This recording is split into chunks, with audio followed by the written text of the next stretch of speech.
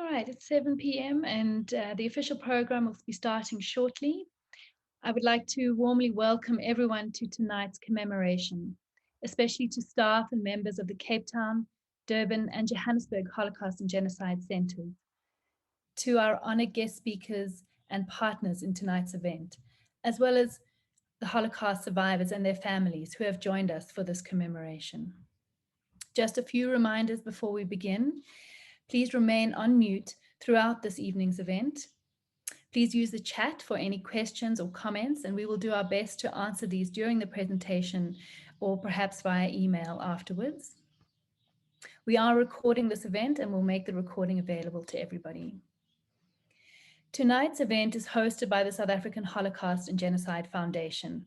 The foundation acts as an association of the three independent Holocaust and Genocide centers in South Africa, namely the Cape Town Holocaust and Genocide Center, the Durban Holocaust and Genocide Center, and the Johannesburg Holocaust and Genocide Center. We are very grateful to our partners for tonight's commemoration, the Rosa Luxemburg Foundation Southern Africa and the United Nations Information Center, Pretoria. I will now stop the screen share. I will now hand over to Tali Nates, the director of the Johannesburg Holocaust and Genocide Center and the chair of the South African Holocaust and Genocide Foundation.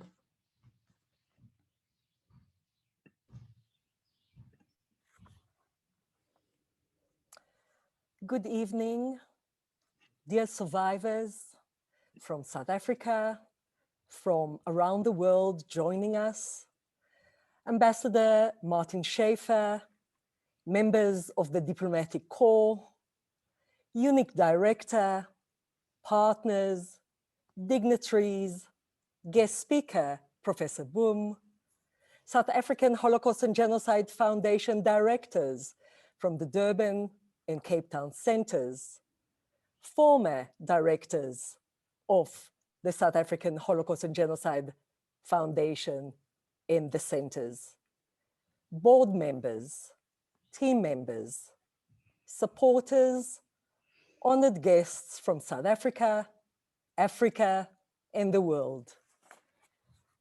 We welcome you to tonight's commemoration.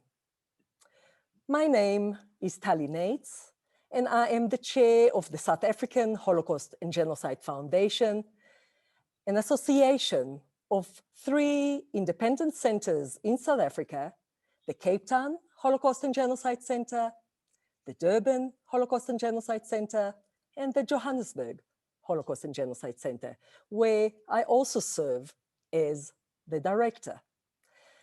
Tonight, I will be your program directors, and it will be my honor to present to you our program tonight. Speaking on behalf of the three centers and our teams, we would like to welcome you all to the 2021 International Day of Commemoration in memory of the victims of the Holocaust, the 76th anniversary of the liberation of the Auschwitz complex of camps.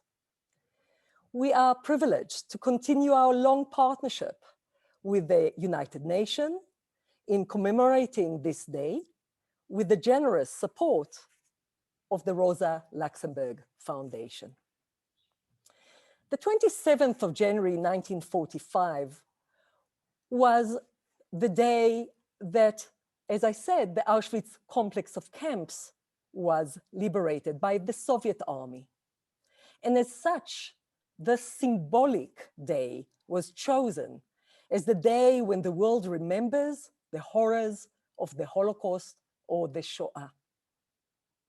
After the war, Auschwitz became the symbol in a way of the Holocaust. When you say Auschwitz, you think of the Holocaust. However, first of all, when Auschwitz was liberated, there were only about 7,500 very sick survivors there. So they liberated an empty camp. For many of the survivors that were taken on death marches, liberation only arrived months later in April and May of 1945.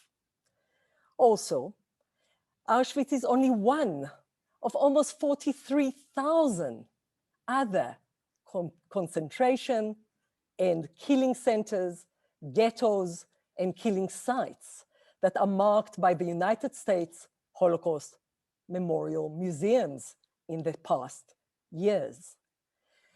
Jews were murdered everywhere. They were murdered in ghettos, they were murdered in camps. They were shot by the Einsatzgruppen in thousands of killing sites. They were gassed in gas vans in places like Chelmno or Jasenovac.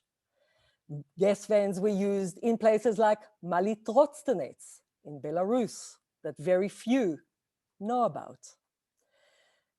Gas chambers murdered Jews and others in Sobibor, Belzec, Majdanek, Chelmno, Treblinka, yes, and indeed also in Auschwitz. So we need to remember all those names. We need to remember all those sites. And for me personally, for example, as I am a daughter of survivors and my family was murdered in Belzec, where 500,000 were murdered in a period of 10 months, I would like us to also remember Belzec. That is where my grandmother and aunts were murdered. And this is a camp that only one person survived, Rudolf Rader, that told the history of the camp after the war. So we should remember more than Auschwitz today. In honor of this day, the South African Holocaust and Genocide Foundation, with the generous sponsorship of the Rosa Luxemburg Foundation, is proud to launch today the first volume of our digital publication, Portraits of Survival. This publication showcases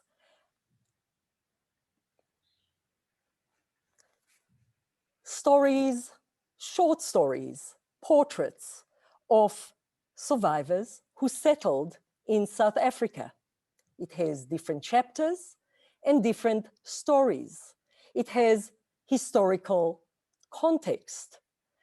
And the stories are about survivors that settled in Cape Town, in Durban, in Johannesburg, and in many smaller towns and places. You will be able to get this publication for free.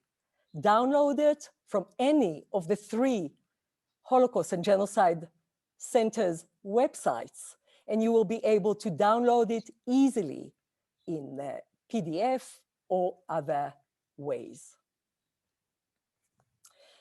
It was an honor to work on this publication for the last year. The collection of short portraits will serve as an educational resource for learners and educators. The stories highlight not only the diversity of experiences of genocide, but also many important lessons and insights into the consequences of discrimination, prejudice, and othering, as well as the power of activism and speaking up. The book includes a foreword by our patron and CEO of the USC Shoah Foundation, Dr. Stephen Smith, and please make sure to visit our website to download this extraordinary publication. We will start our special online commemoration today, listening to 3 Holocaust survivors telling us about their experiences in Auschwitz and in Majdanek killing centers. The film is part of the permanent exhibition at the Johannesburg Holocaust and Genocide Center, and the survivors are Ella Blumenthal, Miriam Lichterman, and Pinchas Guta.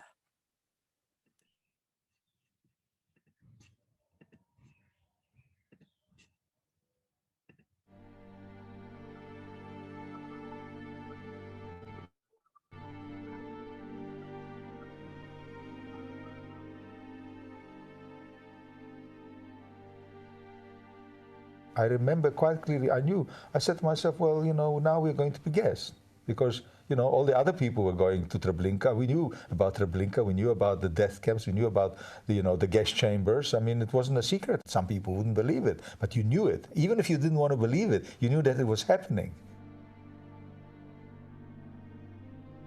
When the train stopped, we were in Auschwitz-Birkenau. Well, there was an orchestra playing, made up of prisoners. In front of them, the commandants of the camps were standing, watching us coming into the camp. And we were ordered to go through a selection. There were Germans standing, we women. And one of them in front was pointing with a stick in his hand, right to life, left to death.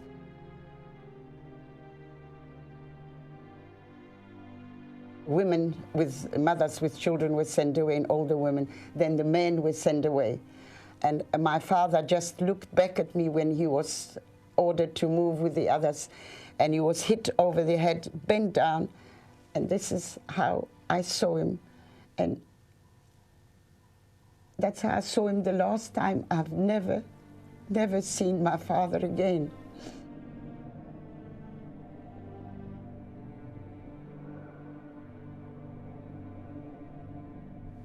When we got to Majdanek, they divided the men from the women and the children from the adults. So they took my sister, and I kind of like was left with the grown-ups, and my mother was screaming, and she ran towards my sister. And my sister grabbed her, and they were kind of holding each other. I remember somebody lifting and kind of like pushing my mother into that, and they started walking, and within 5 minutes they disappeared.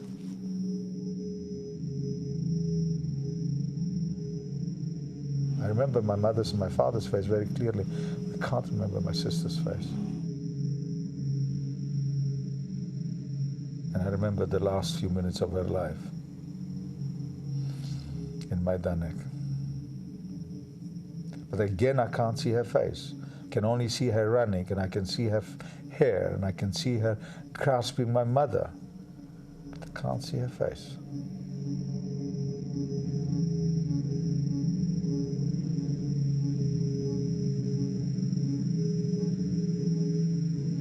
Going out to work outside the camp one morning, we saw trucks lined up on the railway line. We saw little faces peeping out. And we felt completely helpless. We knew what will happen in a few minutes' time when the camp will empty, when we will be all away, then they would be chased out to the gas chambers. And we just wondered why the world was keeping quiet. We couldn't do anything. We couldn't even save ourselves. And we were helpless.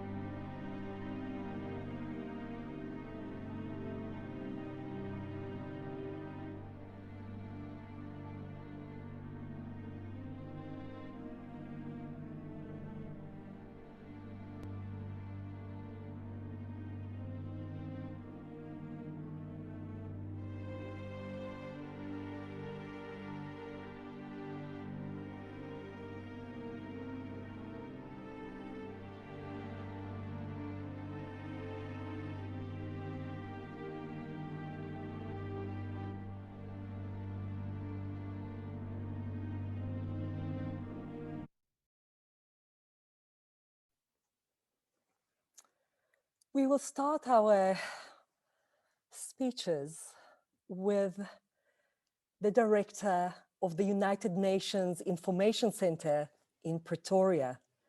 Mr. Masimba Tafiri-Nika will deliver his address and will also share a message from the Secretary General of the United Nations, Mr. Antonio Guterres.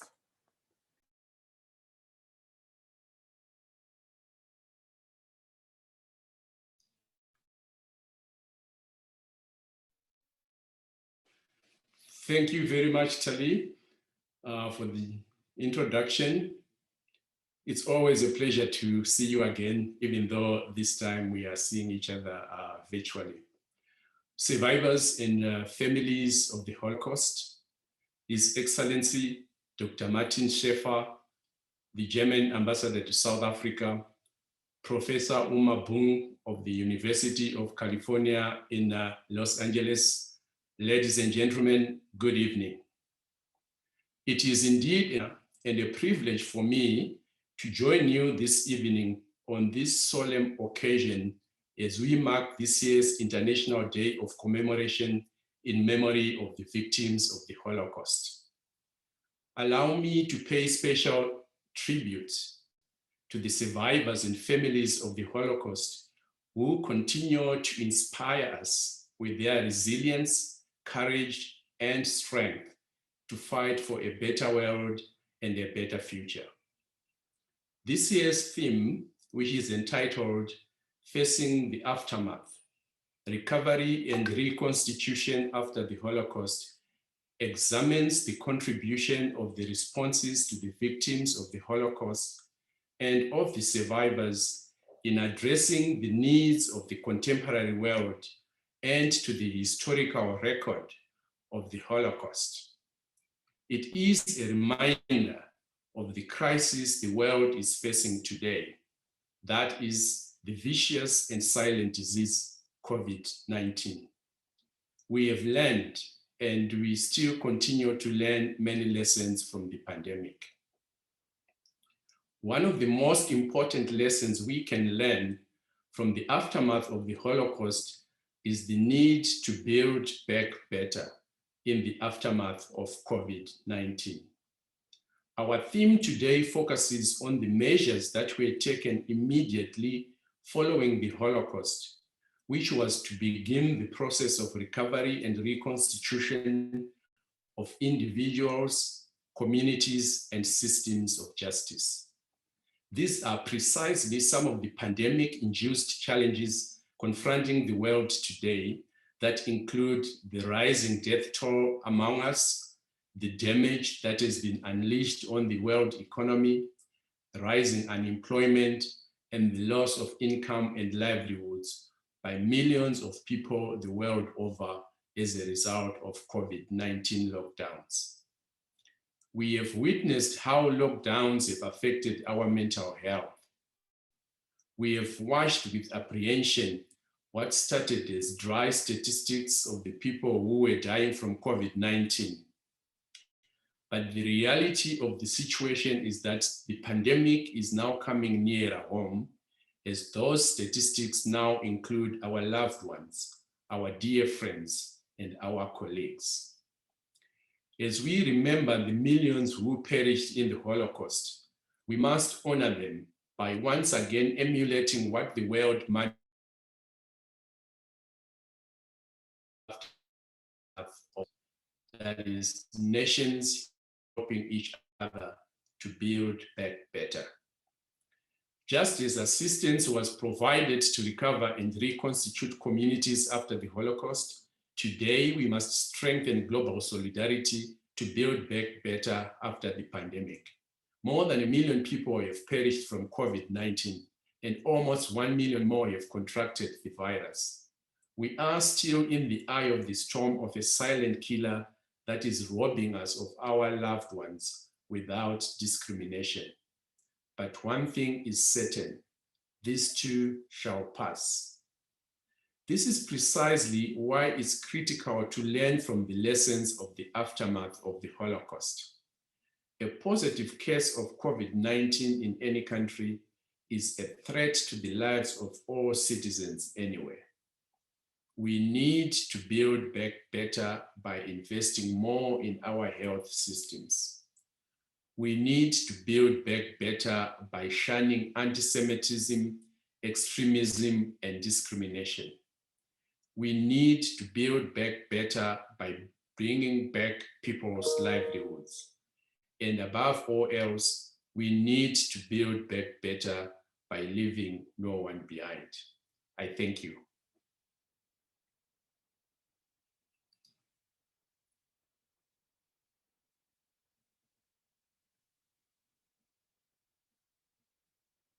Today, we honor the memory of the 6 million Jews and millions of others who were systematically murdered in the Holocaust by the Nazis and their collaborators.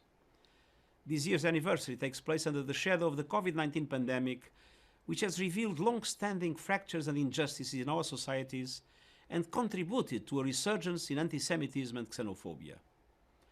The Holocaust was the culmination of 2 millennia of discrimination, attacks, expulsions, and periodic mass killings of Jews. It should have ended anti-Semitism for good, but it did not. Anti-Semitism, unfortunately, remains alive and well.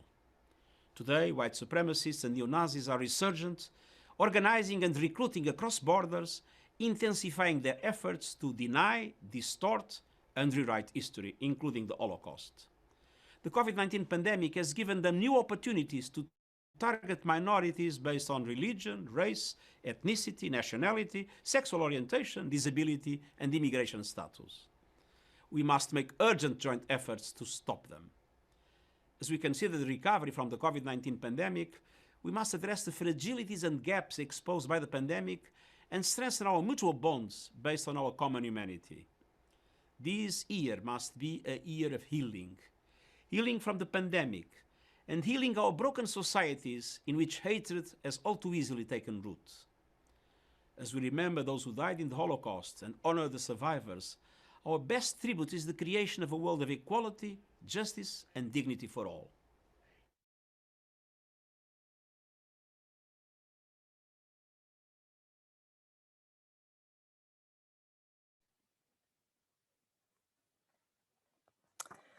Thank you very much to the message from the United Nations and for our annual partnership. We appreciate it very much.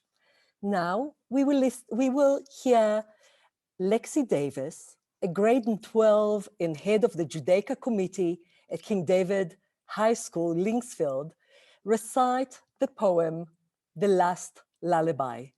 Written by Yanka Abrami, this poem was dedicated to Yanka's sister, Fela, and her daughter, Ruti. Both were murdered in Auschwitz.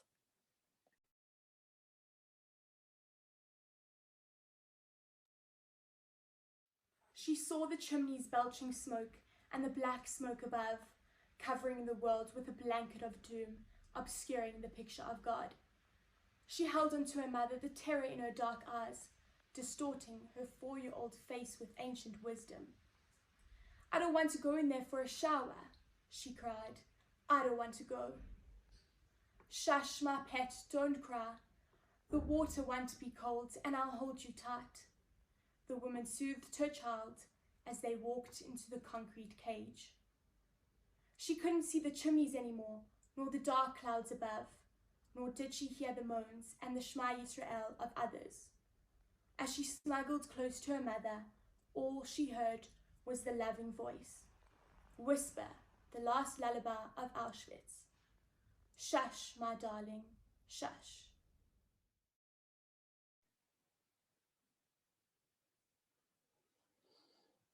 It is my honor to invite His Excellency, Ambassador of the Federal Republic of Germany in South Africa, Dr. Martin Schäfer, to address us.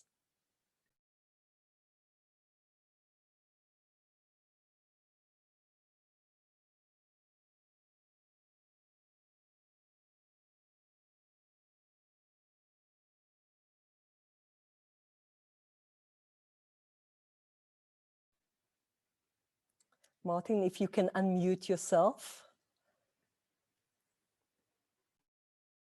there we are. I think you can. I think I'm audible now. Am I not, Tali? Yes, indeed. Thank you very much. Honored survivors of the Holocaust, your children, your grandchildren and great-grandchildren, dear Tali, and all your colleagues and your staff at the South African Holocaust and Genocide Foundation and the 3 Genocide and Holocaust Centers, our hosts tonight. Members of the Jewish community in South Africa and in Africa at large who are with us, rabbis, members of the Jewish Board of Deputies, and all other Jewish organizations and individuals. Colleagues from the Diplomatic Corps and the United Nations, South Africans, Israeli, and all other participants in this solemn celebration, my German compatriots, ladies and gentlemen. We have come together tonight to be together. We have come together to commemorate together. I believe, I am convinced it is important on a night like this to be together, albeit only on a virtual platforms. It is important to be together as victims, as the children and the grandchildren of the perpetrators, and as a broad and convinced community of all those who will always remember and never forget. I have tried, as so many others, so many times to understand. I have tried so many times to get answers to my burning questions. How was that possible? How did we Germans, a people proud of our cultural heritage, of our humanity, and of our civilization, could become murderers?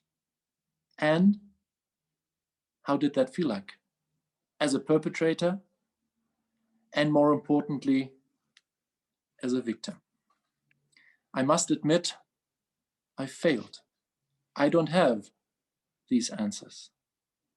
But maybe, just maybe, this pandemic that we're all going through together offers me and some others just a little glimpse of what it might have meant. I, in my entire life, have never been persecuted. I have never been oppressed. I have never been discriminated against. So I can try to understand with my senses what it meant. But it is difficult to understand what it means to be a victim of the Holocaust, of persecution, of oppression, with your heart and with your soul. The anxiety, the fear, the horror of being hit innocently and randomly and die. Isn't that something that we can feel in this terrible pandemic too? Not that that would be in any way comparable to the experiences of those who perished and those who survived. But still, a little bit I can understand what it feels to feel the fear that your children, your partner, your friends are gone from one day to the other, only to come never back. Not that in any way this would mean that I could pretend to even come close to what the Holocaust meant to Veronica Phillips, to all the other Holocaust survivors, and to all those that perished. But maybe, just maybe, for this one and only time in my happy life, I do just get this little glimpse of the fears, of the anxieties that gripped Jews and others after 1993 in Germany. Veronica and all the other Holocaust survivors that can be with us tonight, we will never know how it feels like, what it felt like, what you went through. But we are lucky to be able to hear your stories, to hear them from you, and to share the memories with you. And another question haunts me, and I don't have a response for it either. Is it possible that mankind has learned nothing from history, from the Holocaust?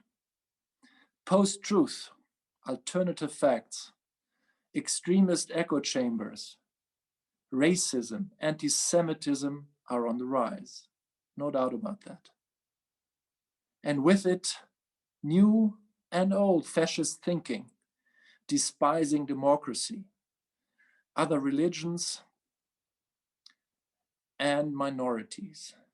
In fact, I feel that parts of the world, just in those weeks that we have gone through, resemble my hometown, Berlin, in 1929. When the brown masses were on the streets, when Goebbels and Hitler tried to take power in Berlin, when the politics descended into the abyss, and nobody knew yet what still was to come, and that it was just the beginning of something worse. I would like you all, and I would wish you all, to join in a solemn vow with me tonight, to forever commemorate and honor the victims of the Holocaust, those that perished and those that survived, and to earn the respect of the Holocaust survivors with our thinking and more so with our deeds. We will not let it happen that fascism, that hatred, that racism and anti-Semitism invade our hearts and our minds, and our societies and our nations. We are willing to fight. We are willing to fight. And I would like, as a representative of the nation of the perpetrators of the Holocaust, make a promise to all of you that have come together in this virtual solemn commemoration of the day of the liberation of Auschwitz 76 years ago to this day, that we will ever be conscious of our guilt and of our responsibility, and that we have learned our lesson in history, that we will do everything we can for the horror of the Shoah never to be repeated, and that we remember and that we will never forget. Thank you very much.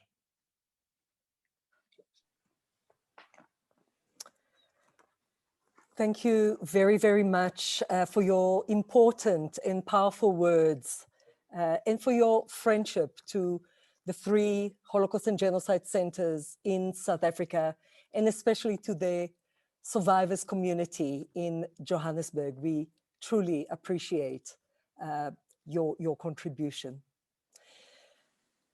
In our annual commemorations, we call on survivors to light memorial candles while we reflect on the past and its lessons.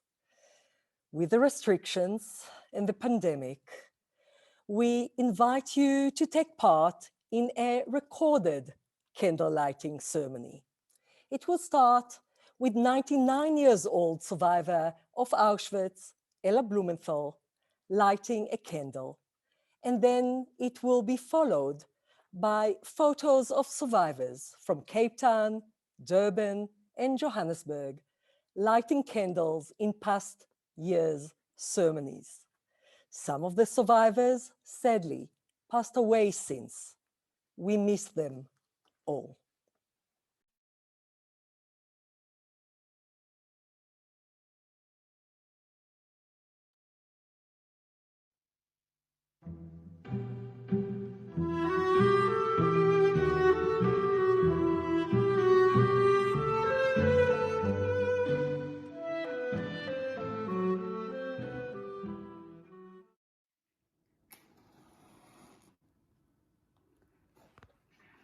I, Ella Blumenthal, nee Frank, light this candle in memory of the 6 million victims of the Holocaust.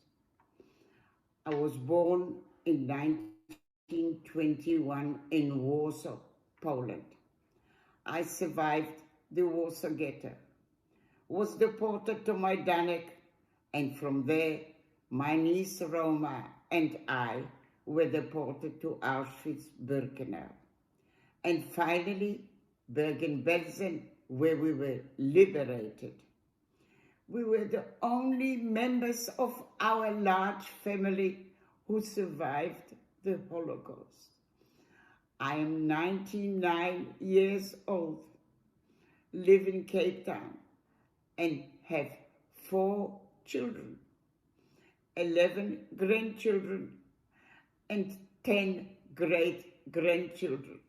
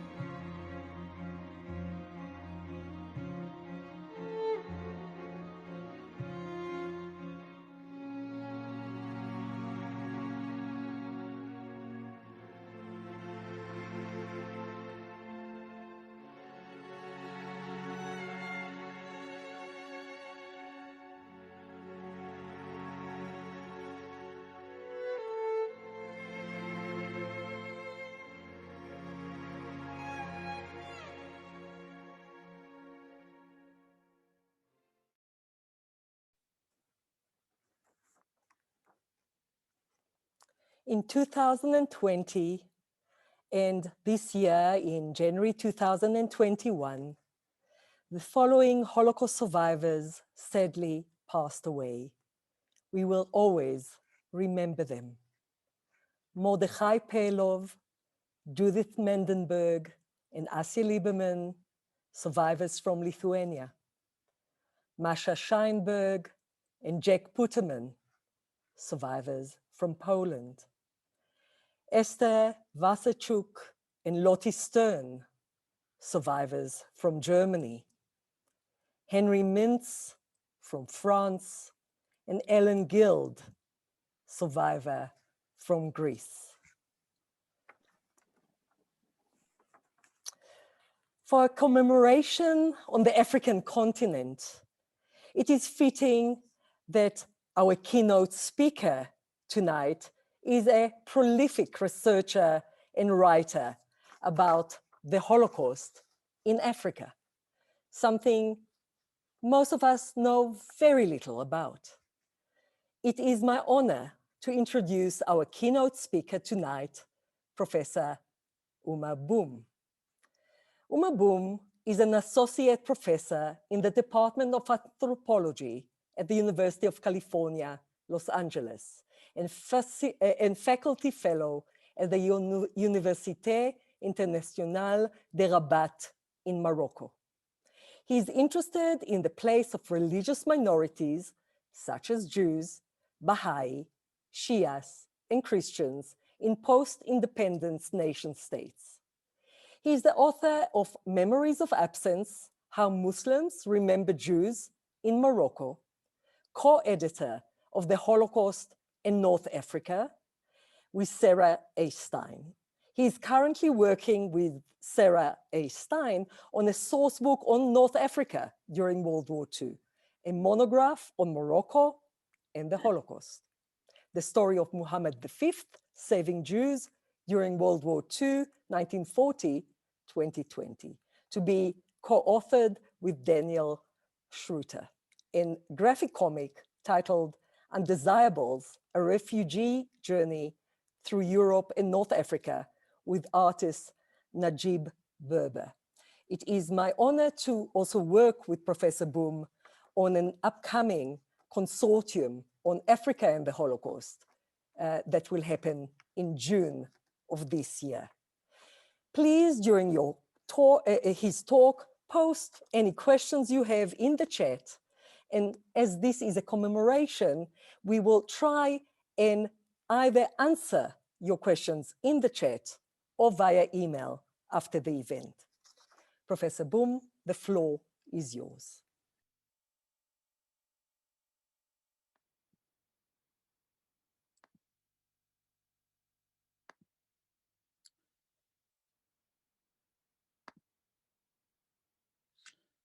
Thank you, Tali.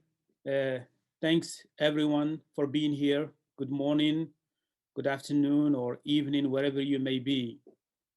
It is really humbling to be a part of today's event. And my thoughts go to, in this solemn moment and this solemn event, to honor the dead of the Nazi genocide. What I will try to talk about today is another chapter of the war period, but it's a chapter that takes place in North Africa. It's a chapter that, when I say North Africa, I'm saying here, I'm talking about Morocco, Algeria, Tunisia, and Libya, that were under three regimes of colonialism. You have the French colonial presence, the Spanish colonial presence in northern Morocco, French in Tunisia, Algeria and Morocco, and Italy in Libya. So as the war is taking place, there were three colonial presence in the region.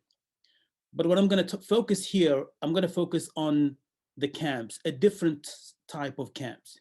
So as we know, the icon, the nefarious icon of the Holocaust is Auschwitz-Birkenau.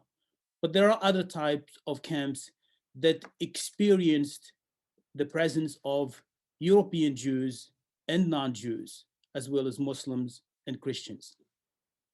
I'm starting here with this picture of a famous individual, the granddaughter of Sigmund Freud, who, after she fled Vienna with her mother, they spent some time in France, and from there they ended up in Casablanca.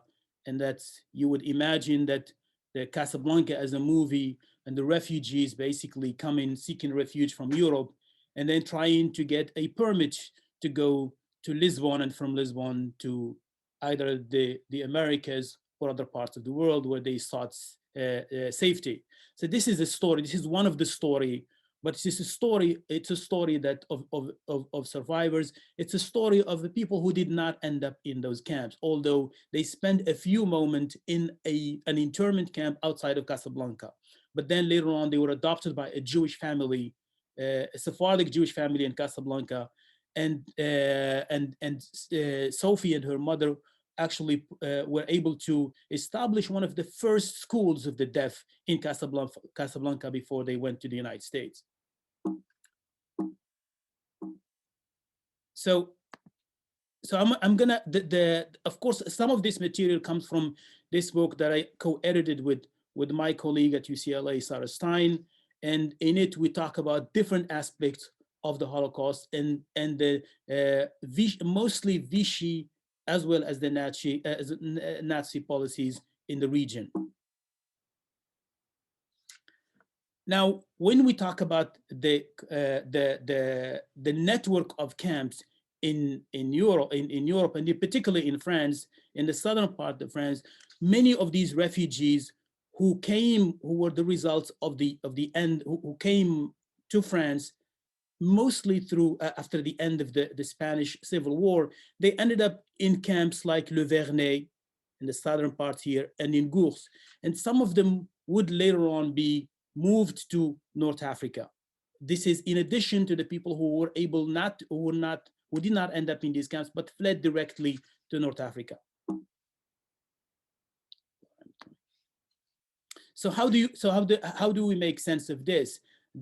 I'm going to start by, first of all, talking about a project. This is the camps were linked to a colonial project that goes back to the 19th century, where France wanted to establish a network of railroad systems that connected the Mediterranean,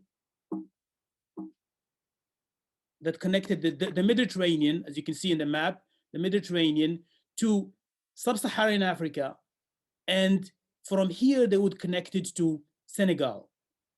And that was a project that were really thought of in the 19th century. By 1940, after the Vichy establishment in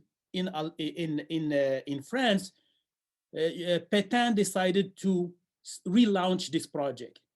And one way to do it is so the governor of the Vichy governors in Algeria, as well as in Morocco, and in Morocco, they began basically putting together different camps close to cities. So all of these cities, all these dots that you see here are actually dots where some of these camps were located, and they were connected mostly to the building of this rail network. This rail network, in addition to Jews who fled, were captured in cities like Algiers or Oran or Tunis or Casablanca and so on and so forth.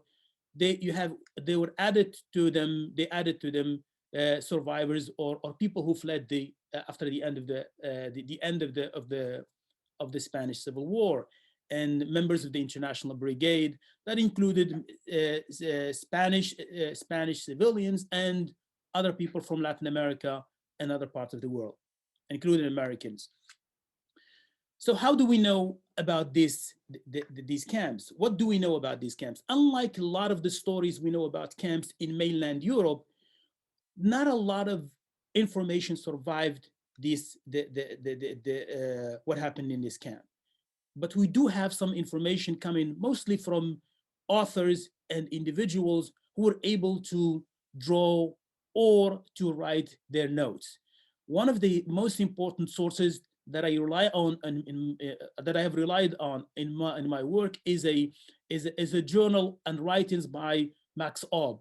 Max Aub was a Jew from a French as well as a German descent. He served during the Spanish Civil War against Franco, and then ended up in the camp of Jelfa in modern Algeria today. There is another memoir that was written by a Muslim in a different camp where you had Jews and Muslims and Spanish Republicans in Algeria. That's called and this memoir was about a camp called the Jenin Bourezg, which was mostly for political prisoners, because here in this system of camps that was established in Northern Africa, you have camps, what we call penal camps, you have constant retention camps, and you have labor camps, forced labor camps. So this was a penal camp that included even not only the Max Aub, but also in Bernard Lecache, who was the head of the LICA, the International League Against Anti-Semitism and Racism, spent a few months in this camp.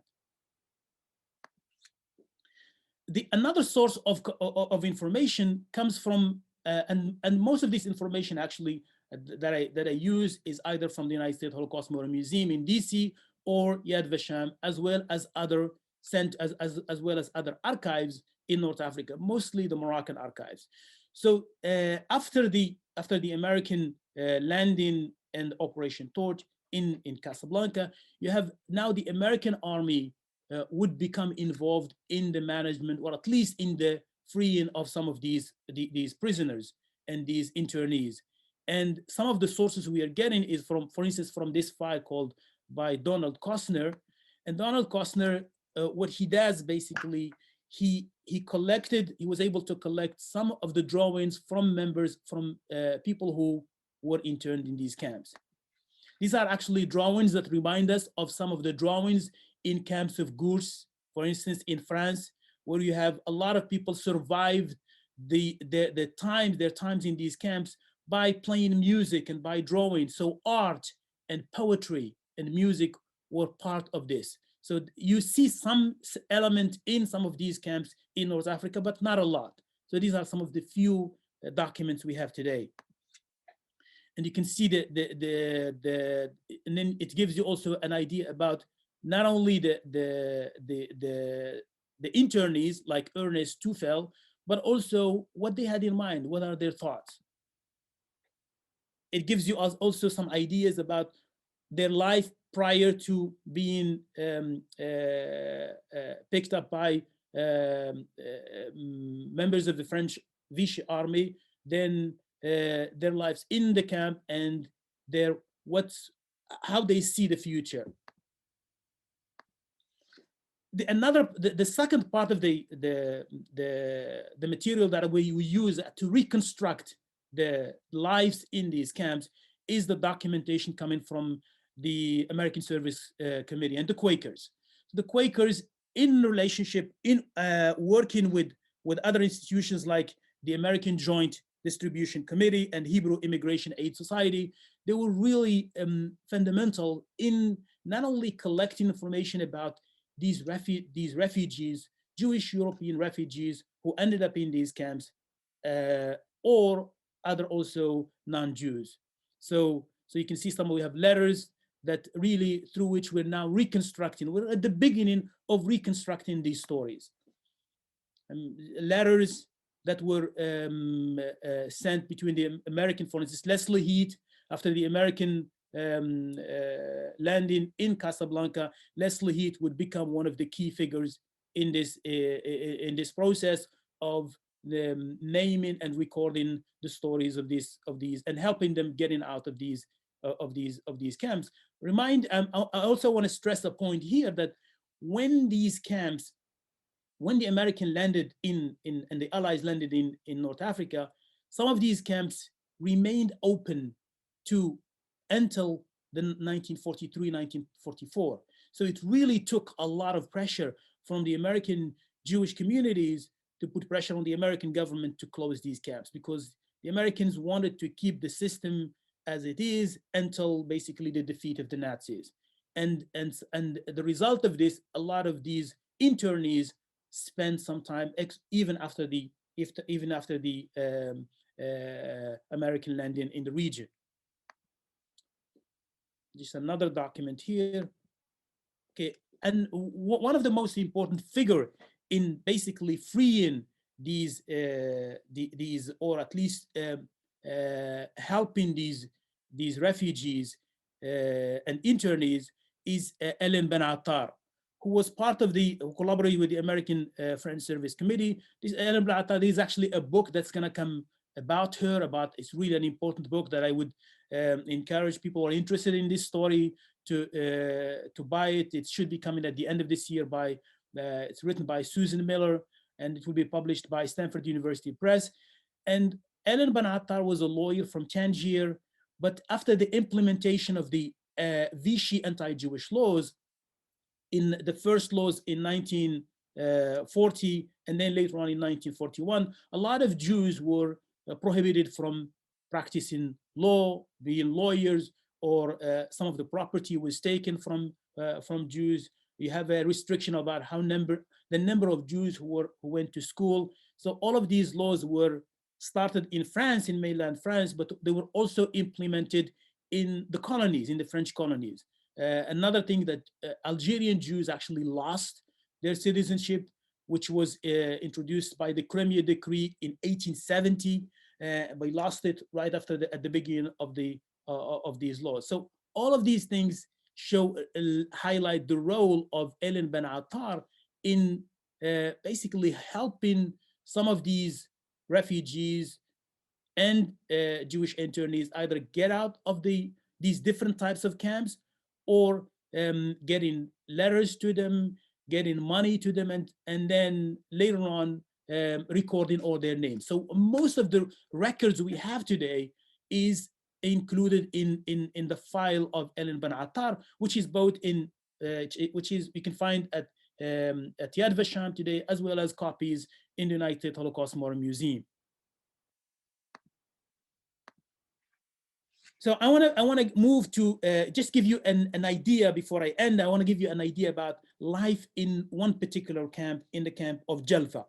So here, this is a map that also again highlights the complexity of this place. So you have Morocco was under French colonialism, but also the northern part of Morocco and the southern part were under the Spanish colonial presence. You have Algeria was part of France, was a department in France. So you have representatives in Algeria, actually, who have seats in the Senate in mainland France.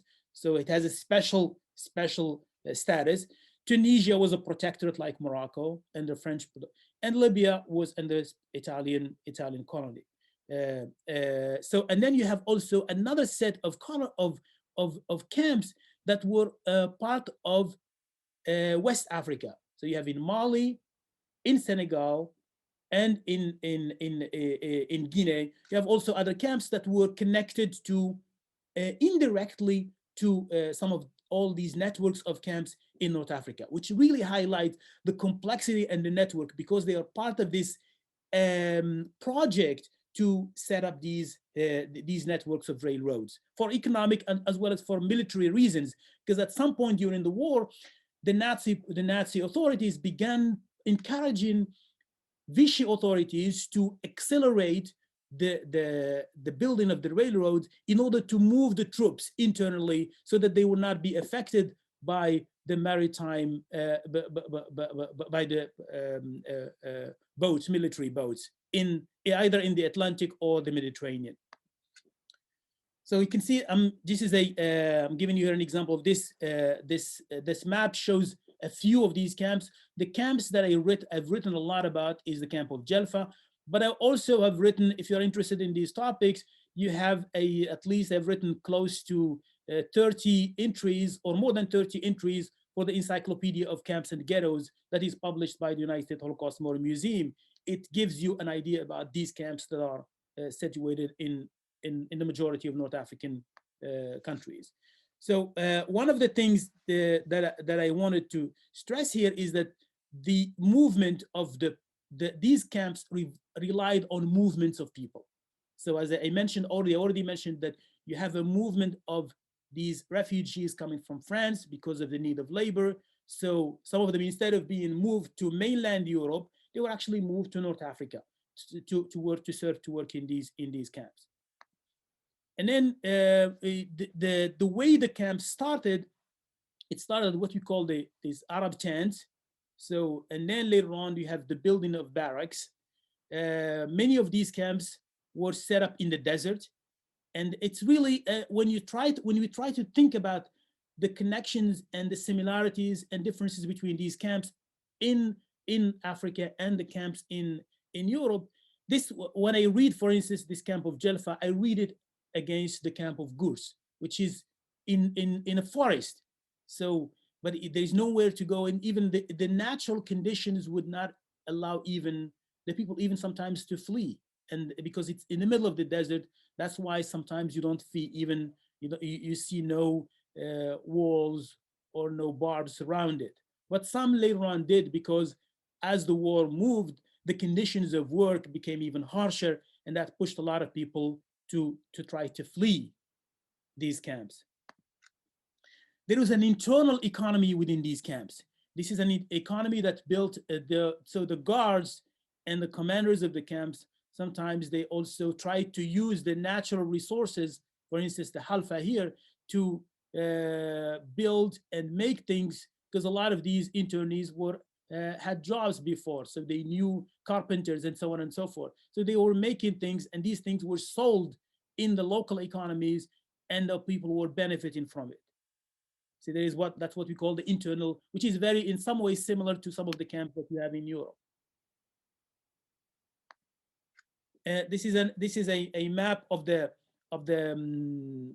camp in Jalfa again. It shows how it moved from tents to a very complex camp, that especially as the building of the railroad system improved. Dogs one of the most powerful documents we have about these camps is the poetry. And Max Ob, who is a poet, writes about dogs, writes about crows, writes about scorpions, writes about all of these things. So nature, but at the same time, how nature is used in order to subdue these internees, and also make sure that they follow the rules of the commanders. And even though at certain moments you have rebellions within some of these camps. There is also the use of the local population, especially you have the Gooms, which is part of an auxiliary force that was part of the French army going back to World War I. It's called the Gooms. Then you have also a French one, an Algerian one called the Spahis. But there is also the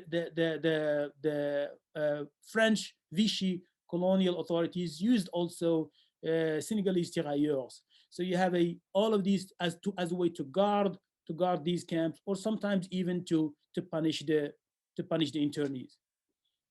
These are images from the U.S. Holocaust Museum that gives you some of the ideas of how this network and the long time it took for the French authorities to finish these camps, and they were in many ways also connected to what we call a network of mines. So you have the building of these, the majority of these railroad systems were in many ways connected to mines like coal, cobalt, that Vichy authorities saw as part of the French economy, but then later on this is something that the Nazis thought about using for their own economy too. But that would come later on especially in 42. You start seeing documents of German officers in France as well as in North Africa talking about the use of some of these mines, the potential future use of some of these mines to support industries in Europe. These are a few other pictures you can see just from another thing I'm really interested in as far as these future projects, and because remember we're just at the beginning really of writing this history. Another is the notion of a lot of these internees talks about shoes, and you can really think about in terms of survivors as well as in terms of the people who died in this, what the meanings of shoes, the meanings of clothes in writing this history.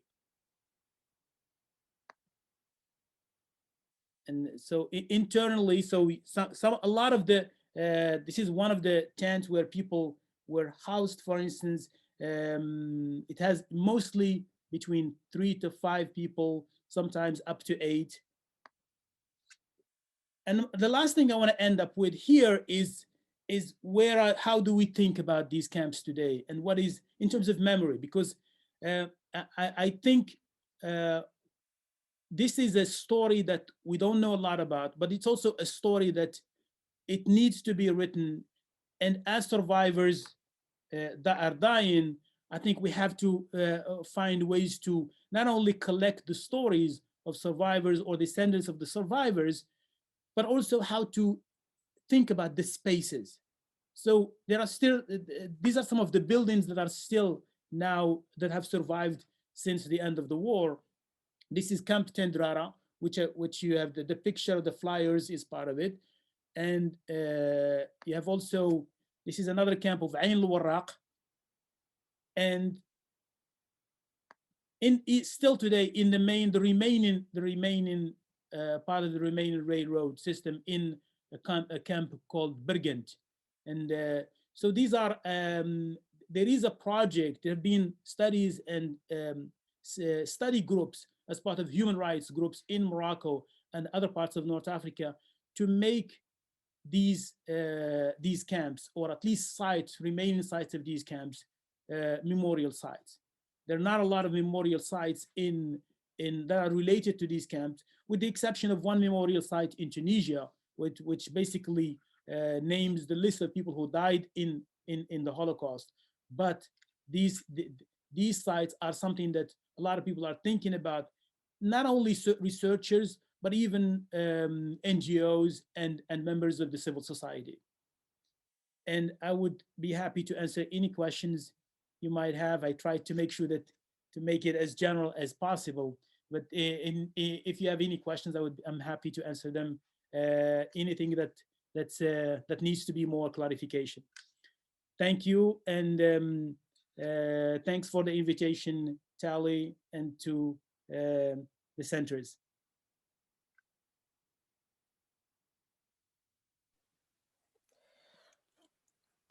Thank you very much, Uma. It's, you know, when we speak about the Holocaust, we always speak about Europe. We do not think that in our own continent, there were camps. And when I quoted in the beginning the 43,000 sites, indeed, many of them are in Africa. In West Africa, Niger, Senegal, Lac-Sabugitan, but also in North Africa. So thank you very much. There are a few questions. So while we continue with the program, I will appreciate, Uma, if you will be able to look at the questions and I'm answering them right now. Wonderful. Thank you very much. I would like to invite Jan Leideke, the regional director of the Rosa Luxemburg Foundation Southern Africa, to give us concluding remarks for tonight's commemoration. His remarks will be followed by a musical reflection from Wandile Nzuza from the University of Pretoria, one of the fellows, the director of the fellows of the leadership of the Together We Remember coalition. Jan, the floor is yours. Dear Holocaust survivors, dear family members, Ambassador Schäfer, Your Excellencies, dear guests, and most of all also dear Tali. Thank you for this opportunity to have the closing remarks. And you asked me, I wanted to thank everyone on behalf of all the organizations that collaborated today, everyone to make this possible, for the immense, I know how much work goes into it and how special it is the first time that this cannot be celebrated together at the Holocaust Center and its amazing space here in Johannesburg. And I think today is a testament of how much we miss it, but also how much is possible through the new technologies. I want to make two brief remarks. One is, which I hadn't planned as an historian, because the pandemic we're living in has popped up so often in words today. And I wanted to leave with a bit of a message of hope, but in so many aspects, people use the 1920s and 30s as an analogy of where we are today politically and see similarities. But let's remember one thing. The 1920s began with the Spanish flu, and they began with the first SARS-CoV pandemic. And as hard as it is today, we are doing better than then. And as hard as these measures is, as our fears and anxieties are overcoming, we see an amazing effort by people all around the world to overcome, to be solidaric, to be together, and to beat this virus. And that's different. The second thing, and that gives me hope, because we also didn't see a repetition of World War I or anything. This is, as much as we are struggling, a better century, and that is something that we've learned I think, from the horrors of the mid-20th century. Then again, as our ambassador rightly said, it's a challenging time because we see ghosts of the past coming back. And it hurts me today that we are, as members of the German community in South Africa, commemorating with you here at a time where we do have a far-right, very strong far-right party in German parliament with strong fascist tendencies and strong links to the neo-Nazis, and that they're even what in other countries would be official opposition. But I think also it is a bit of a testimony to the strength of the German democracy that they are now isolated. And it was deeply moving for me today to watch the ceremony in Parliament that is always held on January 27, and to hear Charlotte Knobloch speak, in her late 80s, Holocaust survivor and the former chairperson of the German Council of Jews. And she said something that's very meaningful for me, not only calling herself a patriot of the Federal Republic, but also saying to the far right that she would not include them in her greetings, and that she said she and others were fighting a strong fight for a democratic future in commemoration. And they were also fighting a fight for their countries, but they lost their fight 76 years ago. And that fight is ongoing. Our fight for democracy, for remembrance is ongoing. And I think Ambassador Schäfer reiterated this commitment that all of us have. I'm very grateful that we were allowed as Rosa Luxemburg Foundation to sponsor this event and others with the Holocaust and Genocide Center. It's a little bit of a contribution that we as a German development aid community here can do. And I'm very grateful to see that so many hundreds of people today joined us from all around the world. And it's a testament to the work and the outreach and the quality of the work of the Holocaust Center and the significance that this day has for many of us, everyone here involved, and will continue to have in this century. And with this, thank you everyone for participating, for organizing, for Professor Boum for these amazing lessons. I learned a lot. And I think I speak for all of us when I say thank you for broadening our perspectives. And with this also for me, thank you and good evening. Thank you.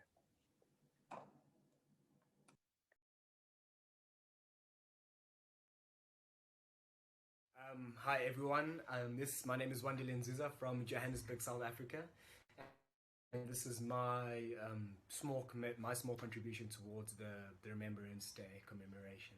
I hope you enjoy the song. It's one of my all-time favorites, and it was sang in the same spirit of world peace and remembrance. Let's make never again a reality.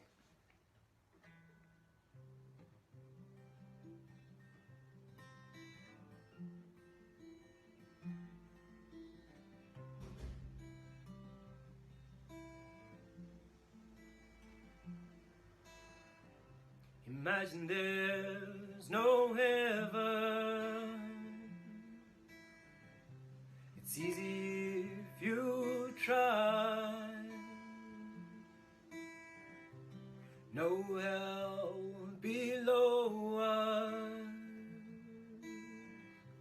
Above us only sky. Imagine all the people living for today. Imagine there's no country.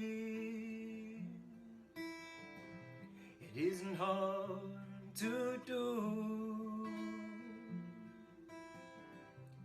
Nothing to kill or die for, and no religion too.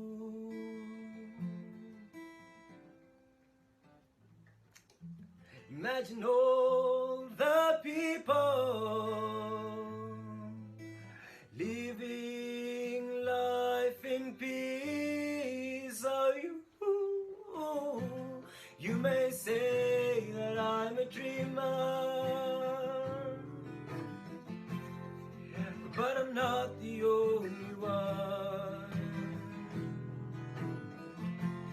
hope someday you'll join us, and the world will leave as one. Imagine no possession. I wonder if you can. No need for greed or hunger. A brotherhood of man. Imagine all the people sharing all the world.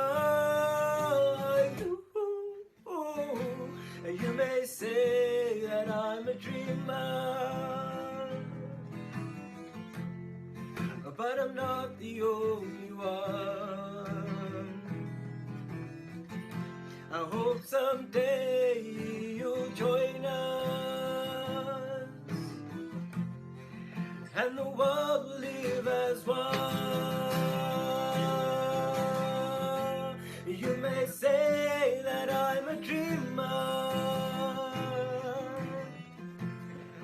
but I'm not the only one. I hope someday you'll join us, and the world will live as one.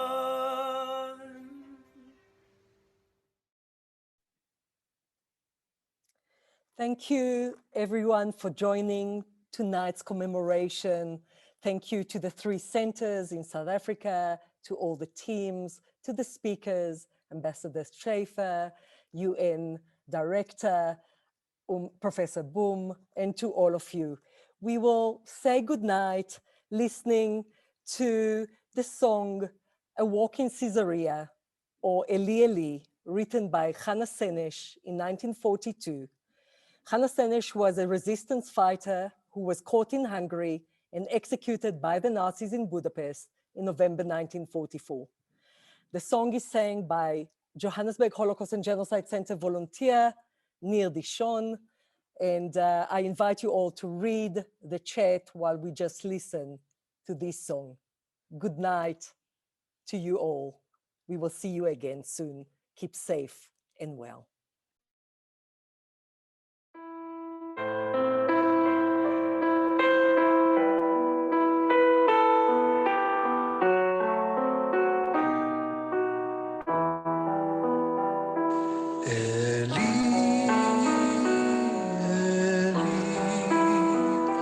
שלא ייגמר לעולם החול והים רשרוש של המים ברק השמיים תפילת האדם החול והים רשרוש של המים ברק השמיים תפילת האדם אלי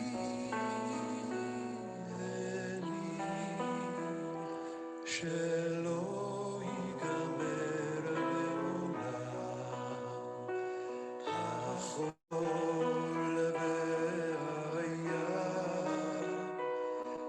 רשרוש של המים ברק השמיים תפילת האדם